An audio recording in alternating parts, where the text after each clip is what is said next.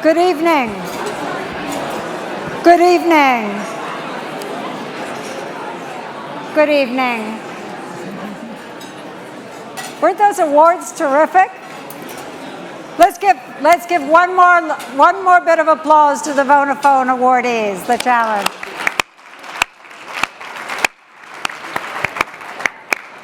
So I get to do something really fun tonight. I get to introduce you to an extraordinary social entrepreneur, Salman. Sal has absolutely revolutionized education for us. So I'd love to have your attention while let me just say a word about Sal, and then we'll just turn to a really quick video. He was a hedge fund analyst in Boston, if you didn't know this. He had already gotten, he's gotten 2 degrees from MIT. One was in electrical engineering and computer science, but the other was in mathematics, which, I mean, that's like seriously hard. And then he got those are his undergraduate degrees. Then he got a master's in English at, what was it at Harvard? That was business, yeah. And he did his MBA at Harvard, so he's sort of a slouch. And he then got a call from his niece Nadia, and I'm going to get him to tell that story in a minute. But first, I just wanted you to see this very quick clip, so you just have a feel for Khan Academy and Sal Khan. We could integrate over the surface, and the notation usually is a capital sigma. All of these interactions are just due to the gravity over interstellar, or almost you could call it intergalactic. So the right slot is I plus 1.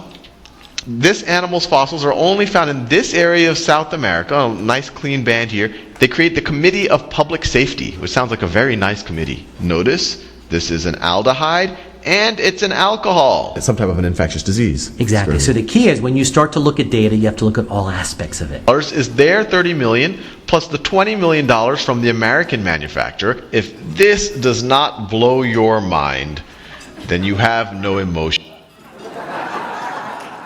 So, so I saw that, and I had never heard of Khan Academy. This was a couple of years ago. I saw that, and I ran home and took a course. And I'm getting smarter, Sal. I'm really getting smarter. So, but this all starts with you get a call from your niece, right? There you are, a hedge fund analyst. What happened? Yeah, it was fall of 2004, and I had just gotten married, and my family, my cousin, her 2 brothers, and my uncle and aunt were actually visiting me. I got married in New Jersey, and they were visiting me in Boston that summer of 2004, and it just out of conversation, it turned out that Nadia, my 12-year-old cousin, the oldest of the 3, was having trouble in math. So I asked her about it. I said, what's going on? And she said, well, there's a placement exam at the end of 6th grade. She bombed it. It was apparently unit conversion, kilometers to meters, ounces to gallons that she couldn't get. And so I immediately told her, I said, Nadia, I'm just talking to you the last few days. You're a very bright young woman. I'm completely convinced that you would be able to get unit conversion. She seemed a little bit, she kind of viewed it as an empty pep talk, and I viewed it as a bit of a challenge. So I said, well, how about when you go back to New Orleans, we get on the phone every evening and we figure out some way to work with each other. And she agreed. And then for the next few months, really, every day after work for me, after school for her, we would get on the phone. We would use Yahoo Doodle, which allowed one person to write and the other person to see what they were doing to kind of start working through things. And it took about a month for her to get past unit conversion. Then I started getting her caught up with the rest of her class. Then she actually started getting a little bit ahead of the class, at which point I became what I call a tiger cousin. And I called up her school and I said, I really think Nadia Rahman should retake that placement exam from last year. And they said, who are you? And I said, well, I'm her cousin. But that worked out well. And then you fast forward about 18 months. By this point, the firm I was working for was a very small firm. It was myself, my boss, and his dog. We move out here to Northern California, and a word had gotten around in the family that free tutoring was going on.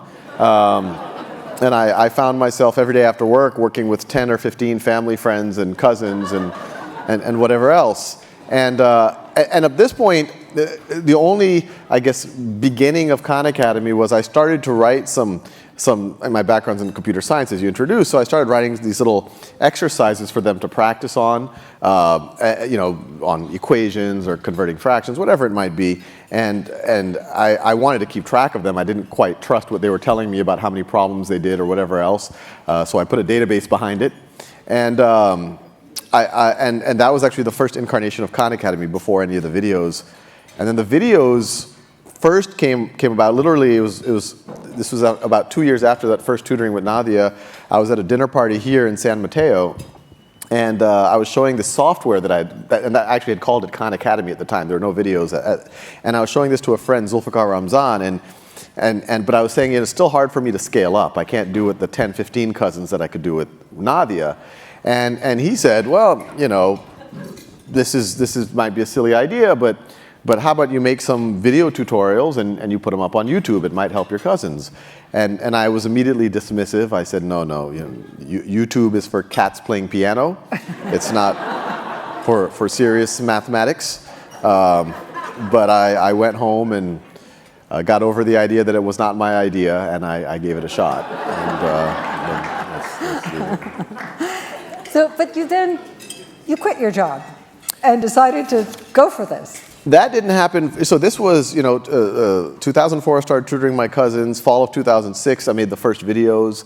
I literally put it on YouTube just as a place. It was kind of free hosting the videos. I started getting my cousins to watch it. I asked them what they thought of it, and they somewhat famously and backhandedly told me that they liked me better on YouTube than in person.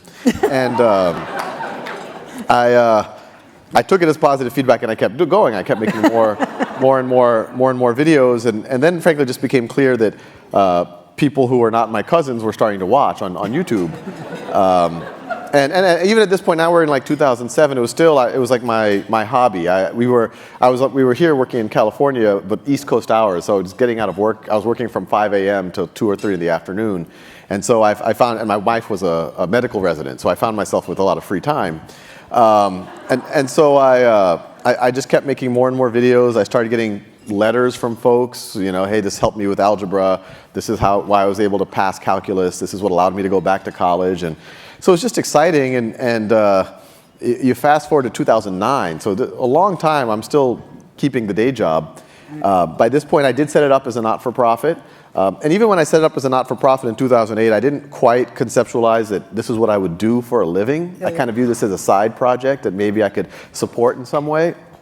But then by 2009, at that point, we had about 100,000 people per month using the site. I frankly had trouble focusing on anything else. And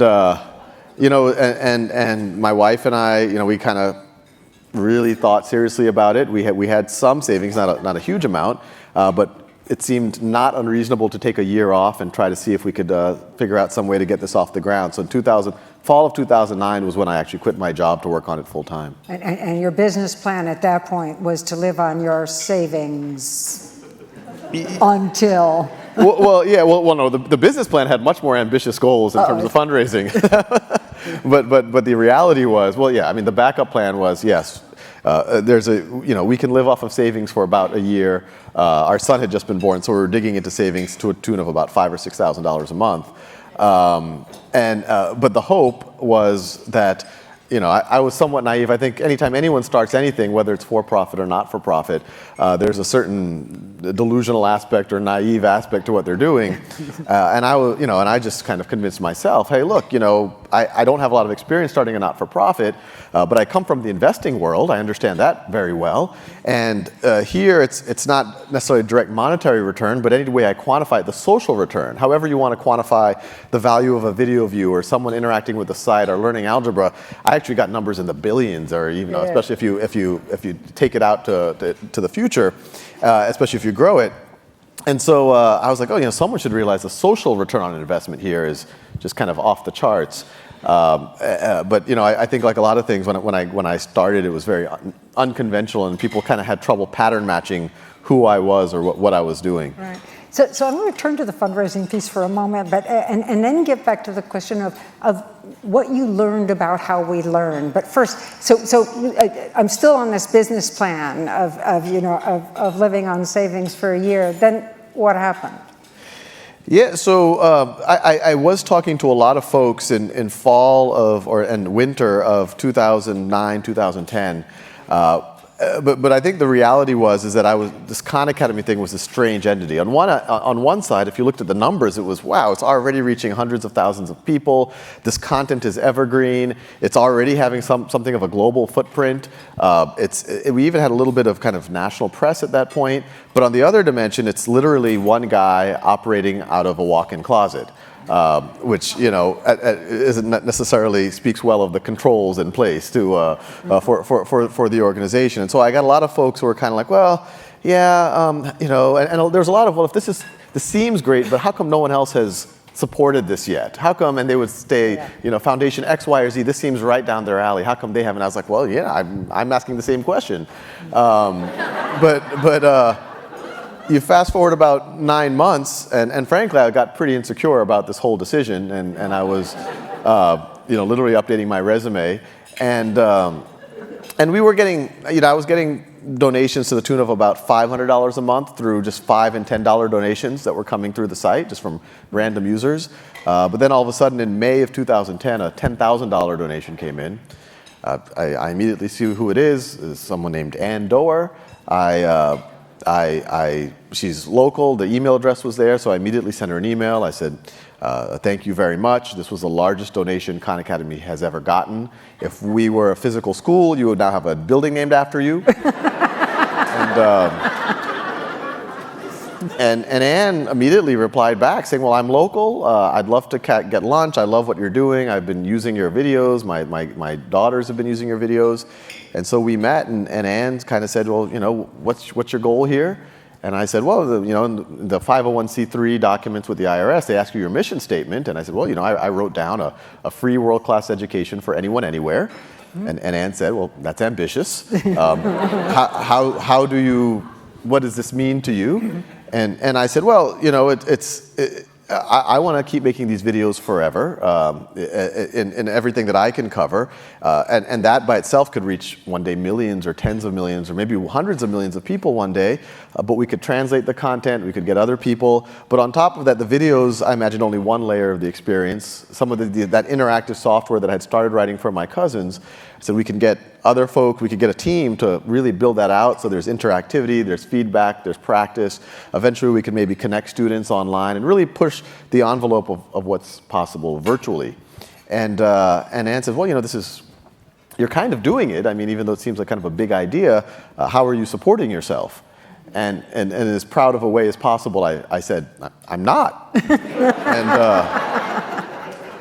And Ann kind of nodded a little bit, and we literally just parted ways, and I got in my car, Ann got on her bicycle, and I'm not making this up. And about 10 minutes later, I was driving into my driveway in Mountain View, and I got a text message from Ann, and it said, you really need to be supporting yourself. I've just wired you $100,000.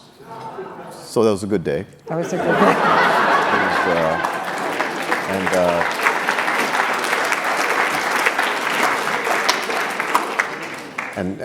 But then Ann was off at, I remember Ann and John Doerr are very involved in the Aspen Institute. They spend their summers in Aspen.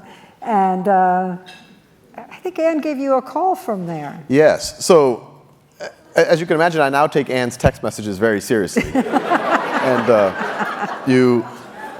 you fast forward about 2 months, I think it's July of 2010. It's starting to get crazy. I mean, I still sometimes pinch myself for whether all of this happened. And I was running with a friend. I was kind of this virtual teacher guy, but I was fascinated by what could happen in a physical environment if it's not based on lecture anymore, if students are able to interact with each other. And so me and a friend out here in the Bay Area were running a physical summer camp to kind of experiment with these ideas for middle school students. And I had 6 kids playing a game of Risk, and then I had the other 20 kids trading securities based on the outcome of the game of Risk. And it's a very good game. And while that was happening, I got another text message from Ann, actually a series of text messages. And they read to the effect, and they're fairly cryptic because it's hard to kind of communicate on text messages. And she said, at the Aspen Ideas Festival in the main pavilion, Bill Gates is on stage, and last 5 minutes he's been talking about Khan Academy. And so I didn't know what to think about this, so I immediately boot the nearest 7th grader off of a computer, and I start looking for confirmation of this event that Ann is alluding to. And within a few minutes, I found, little people had already written little blogs, little tweets. They were, within a few hours, I was able to find a kind of a transcript of the event, and then the audio, and then later the video of the event came out. And yeah, by that evening I saw it was, it was literally Walter Isaacson on like this, Walter Isaacson and Bill Gates, and Bill Gates just randomly starts talking about this new site he uses called Khan Academy. He uses it with his kids. He uses it for himself, which made me a bit nervous. That those videos were for Nadia, not for Bill Gates. But yeah, and then I frankly didn't know what to do after that. I didn't know what the protocol was. Do I call him? I'm assuming he wasn't listed. And you fast forward about 2 weeks, and they kept me in that kind of strange state where I knew this thing had happened, but I didn't know what to do about it. And 2 weeks later, I got a call from Seattle. So clearly, they were able to get my phone number, and it was I was hello, and this is Larry Cohen. I'm Bill Gates' chief of staff. You might have heard Bill's a big fan. I was like, yeah, I heard that. And if you have some time in the near future, we would love to fly you up to Seattle to find out how we could support what you're doing. And I was looking at my calendar for the month at the moment, completely blank. And so I said, yeah, I think I could make it up to Seattle. I got to cut my nails, but other than that, I think I could meet Bill Gates. So it was kind of a crazy series of events, and right around the same time, some folks from Google had reached out and said, they literally, after a few meetings, they asked me, what am I trying to do? I told them the same stuff that I told Ann. And then I think it was the fourth or fifth meeting, they said, well, what would you do with $2 million? And I said, well, is this an open question? Because I could buy some new pants or something. But they clarified it, and I told them the same thing that I told Ann and I told Bill Gates at the Gates Foundation. And so by it kind of went from famine to feast very quickly. But by fall of 2010, we kind of had our first very significant support from Google and the Gates Foundation in order to start building a team and get office space and become a real organization. Yeah. So talk a little bit about the team, but.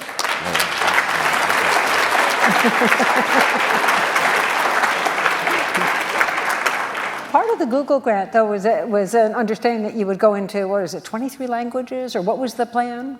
The original, it was funny because I think, in one of those initial meetings I had with Google, I had talked to them, I told them exactly what I told Ann. I want to continue building out the software platform, exercises, feedback, dashboards for coaches or teachers or parents, community functionality. And then literally on an offhanded remark, literally as I was walking out the room, I said, and one day, translations could also be pretty high impact, I think, too. And so when Google kind of was interested in funding, they said, we would like half of our funding to be dedicated towards this. And so, yes, the initial grant was for the world's top 10 languages to start a translation project of the videos. And so that we've been working on that since that grant, and now we've had other support and other groups to work with us on that. And so today we have 4,000 videos in English, but we actually have 7,000 videos in other languages. And the goal is to make that, frankly, 40,000 or 100,000 videos in other languages. Yeah, you're in Mongolia, right? You've got a translator there. Oh yeah, no, that's probably the craziest story we've had. I used to talk at things like this and say, one day Khan Academy might be used in Mongolia, just kind of throwing out the furthest place on the planet I could think of.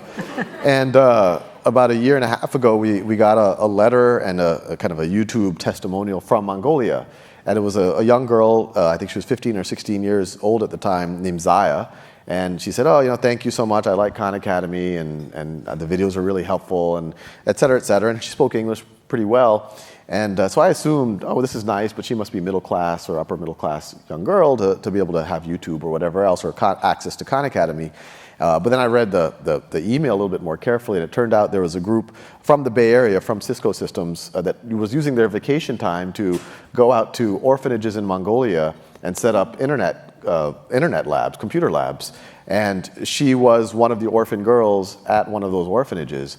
Good. And that by itself was kind of, crazy enough, but then on top of that, she's now become a major contributor of content in the Mongolian language. She has, I think, done over 100 videos in algebra herself.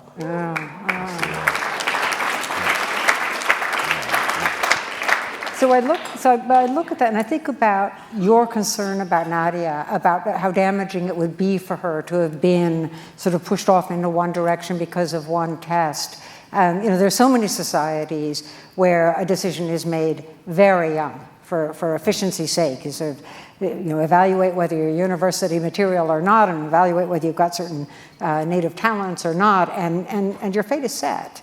To what extent do you think Khan Academy can change that equation in societies that have not been able to have that kind of, a freer kind of education? Yeah, and I think we're still in the very, very early stages of really cracking the nut. But the reality of what you're describing is, and I write a lot about this in my book as well, is the school systems globally are derived from a system that the Prussians came up with about 200-something years ago. And they were the first, and it was a very egalitarian thing at the time, to say, hey, we want to provide free public education. Before then, only a few people got education, but what they got was actually very high quality. It was, you had a personal tutor. It would go at your own pace. It would make sure you mastered concepts before you move ahead. But that wasn't economically viable for if you're starting to put one teacher with 30 kids in a room or 25 kids. And so they said, well, how do we do anything at scale but have a reasonable degree of quality? And it was the early stages of the Industrial Revolution, and so they kind of adapted those principles for education. They would batch students together, literally by age.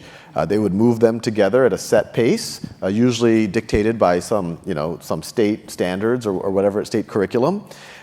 You'd have lecture homework, and then you'd give an assessment. And that assessment, it would seem very scientific. You got 95%, I got 87%, you would get 85%. But even though you identified those gaps, you just let someone move on to the next concept. So even if someone got an 85% in basic exponents, they move on to the next concept. And then usually around 7th grade or something, there tends to be such a big disparity between some of the kids in the class and some of the other kids in the class that they start doing exactly what you're saying, okay, well, these are the honors kids. Let's make them onto a college track, a professional track. These are the remedial kids. Maybe, they're going to do something else. They're going to work with their hands or whatever it might be. What we're seeing is, and it's surprising to me, and I think it's surprising to a lot of us who grew up as kind of the honors kid, where you'd like to think that, hey, maybe there's something special about me that put me into that group. But what we're seeing is, yes, if you go into a random middle school class anywhere in America, and whether it's a private school, public school, rich neighborhood, poor neighborhood, there are kids that are racing ahead that you might consider the honors kids, and there are kids that are falling behind that you might consider the remedial kids. But what we're seeing is if you let all of them work at their own pace, and fill in these gaps that they've been having, that they've been just promoted forward, even though and we've seen middle school kids who don't know their multiplication tables. And even if you have the best algebra teacher on the planet, you're not going to be able to comprehend algebra if you don't know your multiplication tables. And so we're seeing if you allow them to take ownership of their learning, remediate their gaps, do it in a safe way. I mean, I think one of the main reasons why my cousins said that they like me better on YouTube than in person was the idea that it was a safe environment. They didn't have to worry about anyone judging them. They could pause and repeat as necessary. And so when we're giving that to students, we're finding over and over again in every different demographic type of situation, a lot of the kids that you thought were slow or remedial in week 1, by week 10 or even by the end of the year are one of the best students in the class. Let's hang on to this concept of being self-paced, and just to make sure everybody envisions this, talk first about the kind of flipping of the classroom and the homework experience. And then we're going to move on to this sort of capacity to pace yourself and see how you learn yourself. But yeah, this idea of flipping the classroom, and it's kind of gotten associated with Khan Academy in a very strong way. But the one thing I emphasize, this is an idea that predates Khan Academy and to a certain degree has been happening in certain types of courses for a long, long time. But it's something that I think we're a tool that help catalyze, but I think what you're asking about the self-pace is something that we would like to move even beyond.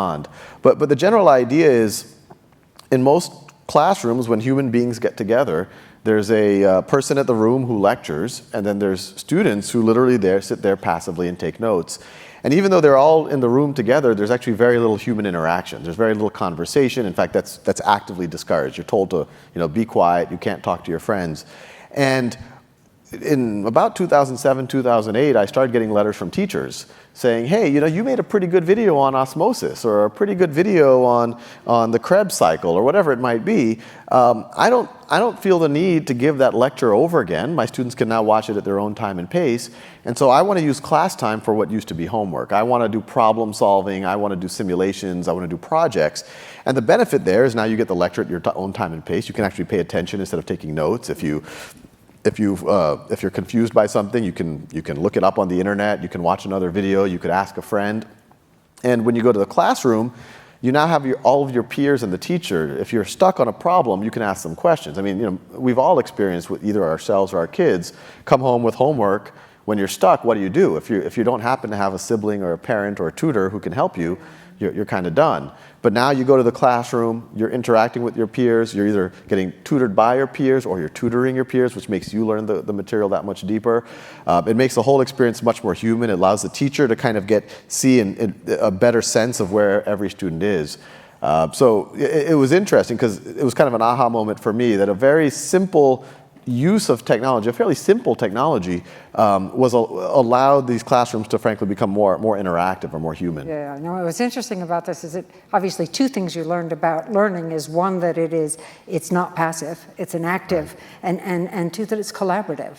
And I'm not sure either were assumed before. Yeah, although, and now, the more and more that, I've even talked about this stuff or wrote about this stuff, but when you look at it kind of with hopefully a clearer lens at the education experiences we all had, it actually starts to jump out of you that was somewhat obvious. I mean, even in college, we kind of went through the ritual of going to class and taking notes, but most of the learning, I think most of us can testify, happened in the 3 nights before the final exam, where we sat with our friends and drank some coffee and talked it through and quizzed each other. And so you can only imagine what would happen if that was the entire semester. Yeah. We've been talking a lot in the last couple of days about the use of data in order to sort of to advance social goals, education being one of them. Say something about the kind of real-time analytics that you're able to pull together and to supply both to the student and to the teacher. Yeah, when I was starting all of this, I mean, obviously as a hedge fund analyst, my whole world was data and analytics and trying to make informed judgments based on it. And so when I started tutoring my cousins, just the way my brain works, I was curious of like, what are they doing? How are they doing it? When are they doing it? And it was funny because even when I put that first very primitive database behind those first exercises, I started to learn things about my cousins that frankly no teacher or parent would actually know. I saw my cousin Ali, who was 8 years old at the time. He was doing his problems at 3 a.m.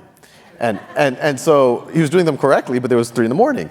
And so I called his mom, my aunt, and I said, look, he seems like a bright, hardworking kid, but he's up at 3. She was shocked. She had no idea that he was up in the middle of the night doing this type of things. And as those type of clues that empower the humans, the stakeholders in that child's life, and it arms them with kind of the information they need to make kind of informed interventions into that student's life. So that was early in the DNA as we kind of progressed, even when, I had the summer camp and it was used at a couple of other summer camps in the Bay Area, the Peninsula Bridge program.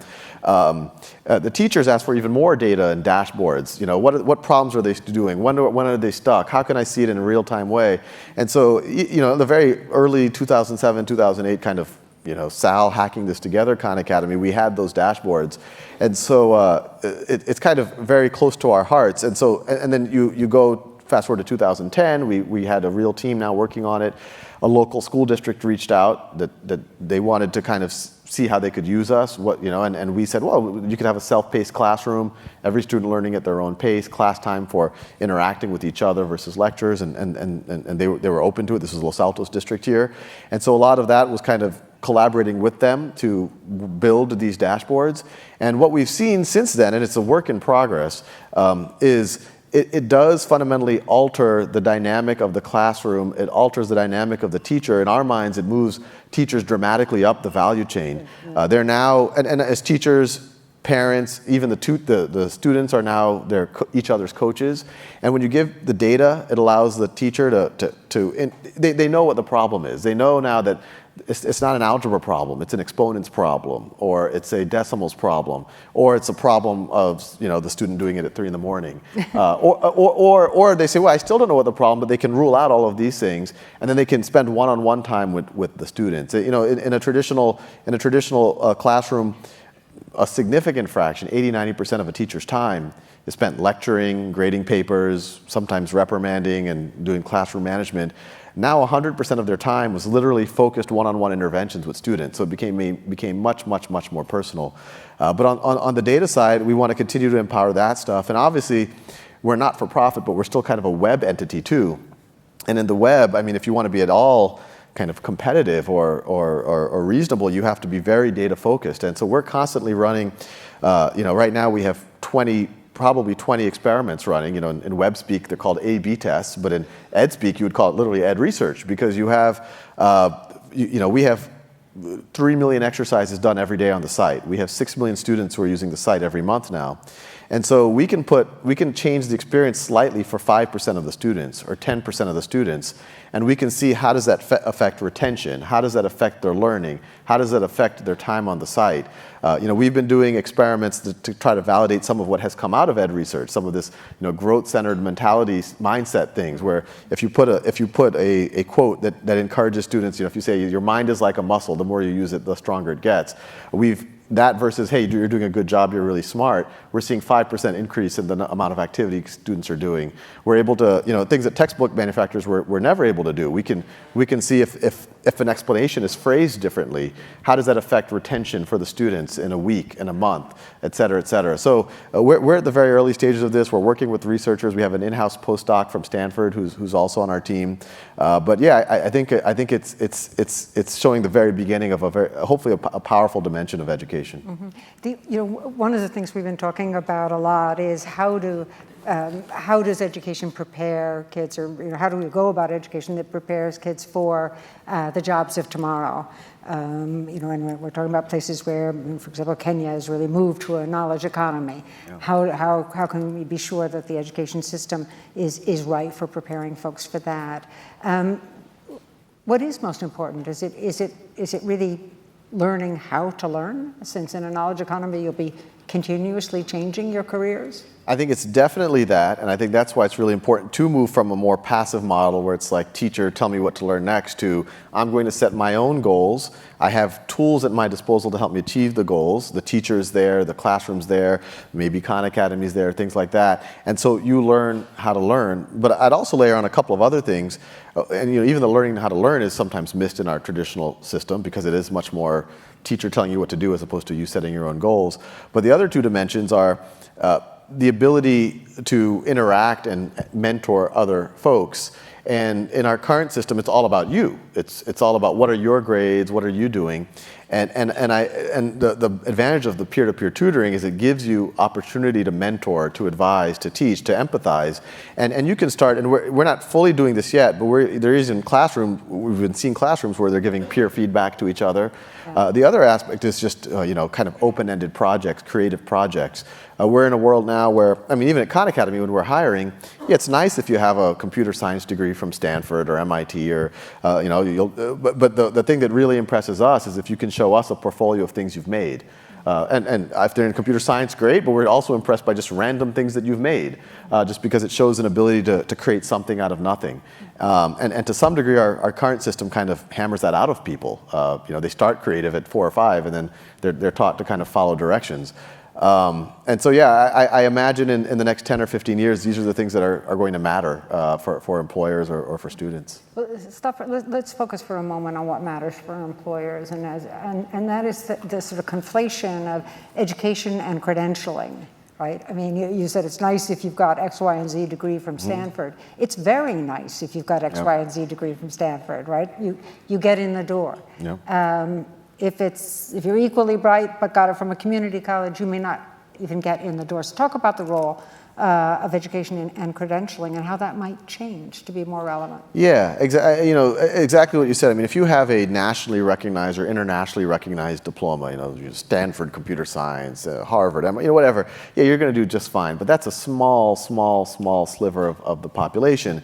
And you have a strange situation right now that if you go to any of the tech companies right here in Silicon Valley, and their number one complaint is like, oh, we can't get enough talent. We can't get enough talent. But then you could go to regional schools or lesser known schools, and you could even go to their computer science department, and some of those kids are having trouble even getting their foot in the door, even having interviews. And a lot of this comes from this system that we've inherited where the whole education, several things. It's learning, it's socialization, and it's credentialing. And right now, they're all fundamentally done by the same institutions, and so we kind of muddle them together. But the reality is that even if you learn it really well from the community college, that degree today carries very little signaling value to the Googles or the Facebooks or the Microsofts of the world. And so I personally think, and I think the market forces are actually going to demand this, it's even beyond idealism, it's just going to happen because the market needs this to happen, is you're going to see a decoupling of the credentialing from the learning experience, so that regardless of how you learn something, you can have a chance that in this domain or that domain, or you can build a portfolio of credentials to show that you have the skills that the employer cares about. Yeah. Now I'm going to take you back to the beginning of all this. You did, it has this sort of sense of stumbling into it. I know there was a long period where you meant to be there, but with money. But say something about your aspirations, both as described but also, you've got a great book. Everybody should read his book. It's fabulous. But you open with a pretty, I'd say a bold vision of what you wanted to see. You really wanted to do something transformational. Say something about what went into that thinking and that feeling at the time. At the very beginning, when it was literally me in a closet, and it was, I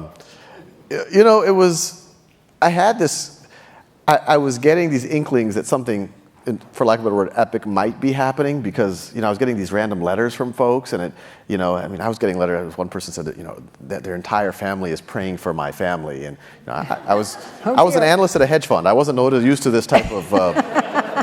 We had prayer in a different type of way, but and at the same time, I have to admit, I'm a bit of a. It might shock you, but I'm a big fan of science fiction. And when you read a lot of these books, and also the foundation books, Isaac Asimov, and I could list other ones, but that one especially, it does make you think about kind of a lot of these things that we just assume in life, the institutions of the world, the universities, the degree granting system, they're hundreds of years old, and we just assume that they're like laws of physics. But what's valuable about these science fiction books is they give you a bigger sweep of what's possible, and even they go to civilizations that aren't ours, and you start realizing how arbitrary a lot of these systems are. And you also realize that a lot of these systems actually came into place at inflection moments in history. Especially in North America, the European colonization of North America, that's when you had your Harvards and your Yales and your Princetons. Then you have the Industrial Revolution. That's where you have your land-grant colleges, the state universities. That's where you have your schools of engineering. That's where the MITs and the Stanfords come about. And now we are at a major, probably bigger inflection point than the other two. And we're at the very, very early stages. And this is kind of delusional thinking for someone. I almost wanted to write a science. I said I could either do this as an organization, or I could write a science fiction book about it. But it was this view. It was like, well, maybe this little crazy project in a closet, could be an institution. And so in those early days, I did give it the trappings of an institution. I called it the Khan Academy. It sounded like, in 50 years or 100 years, I would take that seriously. I gave it an ambitious vision. I didn't want it to be like, we want to be a web provider of software as a service for learning. We said we want to give a free world-class education for anyone, anywhere. To some degree, if you kind of set that up and you kind of plan accordingly, I guess sometimes it still is kind of a wild vision, but it seems a lot less delusional today than it did 3 years ago.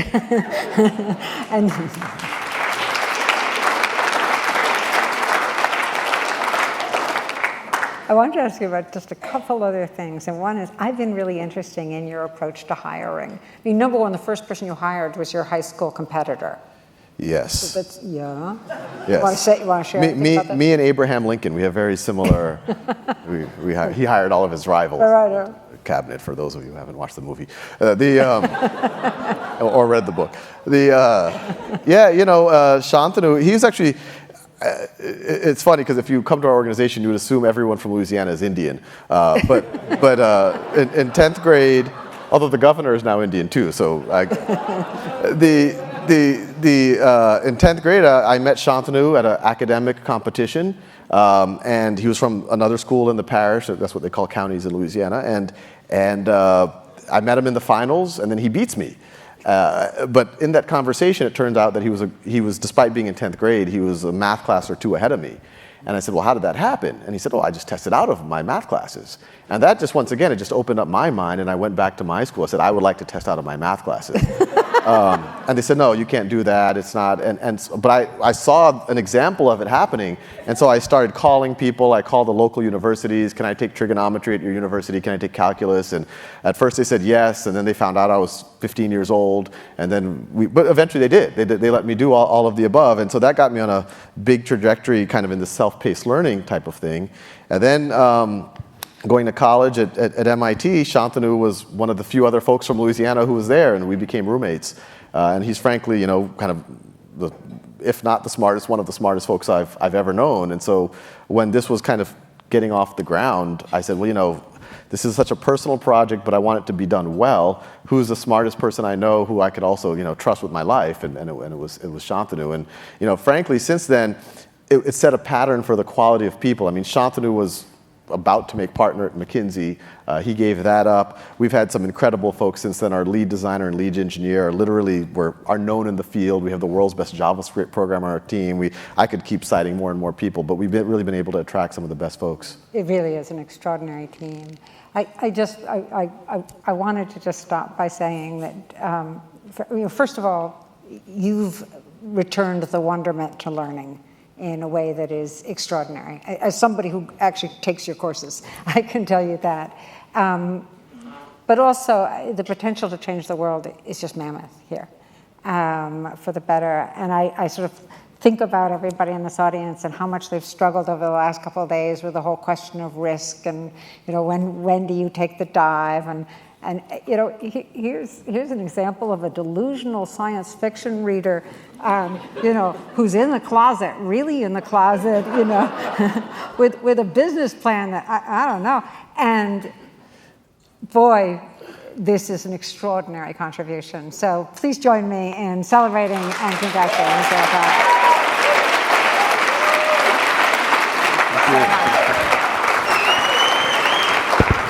Thanks a bunch.